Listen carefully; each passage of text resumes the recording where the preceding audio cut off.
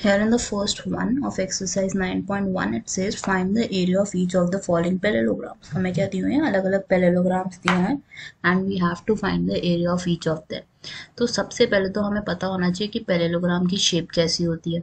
So हमारे पास दो parallel sides होंगी इस केस में and two non parallel sides would be there. ठीक है, तो ऐसा parallelogram हमारा होता है. अब बेस किसको मानूंगी, this can be the base. और इसके ऊपर क्या होगा, बेस के ऊपर क्या होगा, there would be a perpendicular drawn और उसको हम क्या बोलते हैं, हाइट बोलते हैं. परपेंडिकुलर का मतलब क्या, 90 डिग्री मिलेगा आपको वहां पे.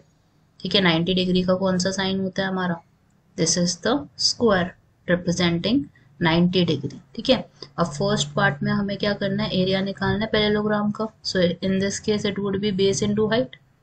क्या होगा, ये area would be equal to base into height.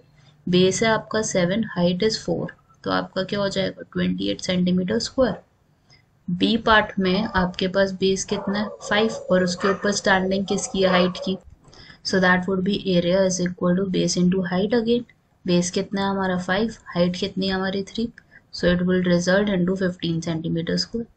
C part में हमने फिर से बेस लेना है, base is 2.5 and the height is 3.5.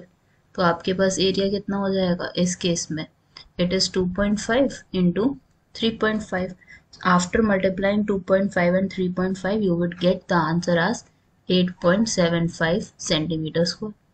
अब यूनिट लगाना बहुत ज़रूरी है, नहीं तो you would lose your half marks in that case. ठीक है, डी पार्ट में हमें फिर से बेस दिया हुआ है 5 और उसकी कॉरस्पॉन्डिंग हाइट कितनी है 4.8.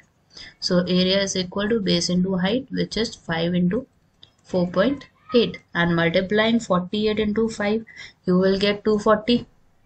और इस केस में हमारे पास कितना आ जाएगा 24 सेंटीमीटर स्क्वायर. ई पार्ट में हमारे पास यहाँ पे बेस क्या दिया हुआ है 2 दिया हुआ है and height over it is 4.4. So area is the base into height का फॉर्मूला यूज किया, 4.4 को 2 से मल्टीप्लाई किया, so resultant would be 8.8 centimetre square. So that would be your answer for the first question. Now we'll be starting with the second part of it.